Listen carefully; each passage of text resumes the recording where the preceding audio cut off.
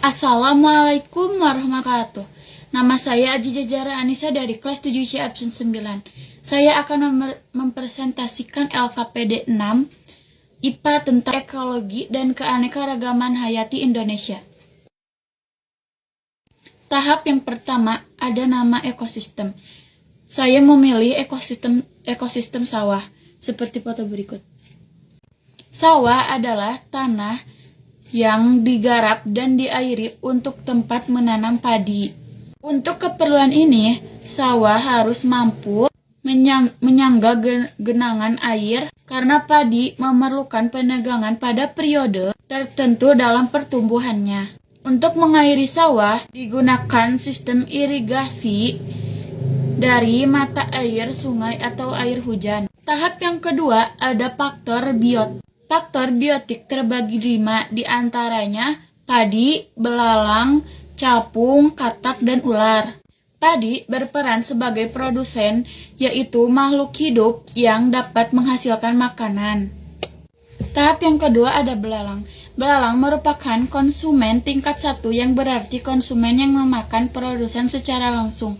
Hal ini dapat dibuktikan pada saat belalang makan tumbuhan. Pada tahap ketiga ada capung. Capung berperan sebagai konsumen tingkat 2, yaitu konsumen yang memakan tingkat 1. Hal ini dapat dibuktikan pada saat capung memakan semut. Capung juga bisa menjadi hewan kanibal. Pada tahap yang keempat ada katak.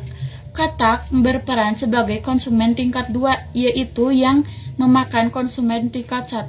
Hal ini dapat dibuktikan saat katak memakan belalang. Tahap yang kelima ada ular.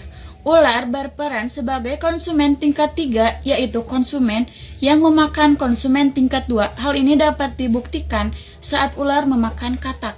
Tahap yang ketiga ada faktor abiotik. Faktor abiotik terbagi 5 sebagai berikut. Pertama, cahaya matahari. Kedua, tanah. Ketiga, air. Keempat, kelembapan. Kelima, cahaya matahari sangat penting karena dapat mempengaruhi fotosintesis pada tumbuhan.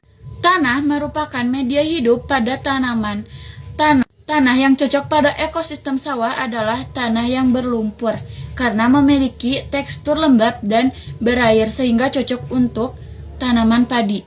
Air sangat penting bagi ekosistem karena air dapat mempengaruhi kebutuhan suatu tumbuhan, misalnya tumbuhan padi pada ekosistem sawah.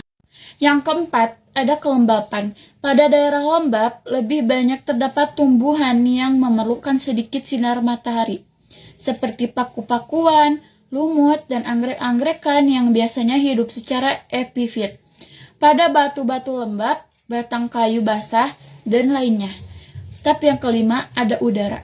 Udara mengandung oksigen untuk makhluk hidup dan karbon dioksida yang dapat digunakan untuk fotosintesis.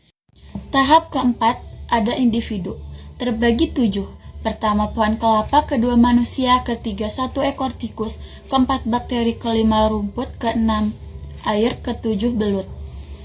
Pada tahap kelima ada populasi, terbagi 6. Pertama bebek, kedua katak, ketiga jangkrik, keempat cacing, kelima ular, keenam lintah. Pada tahap yang keenam ada komunitas, terbagi 8. Pertama ada padi, kedua ada tikus, ketiga ada belalang, keempat ada ulat, kelima ada burung, keenam ada belut, ketujuh ada bebek, dan kedelapan ada lintah. Sekian dari saya. Wassalamualaikum warahmatullahi wabarakatuh.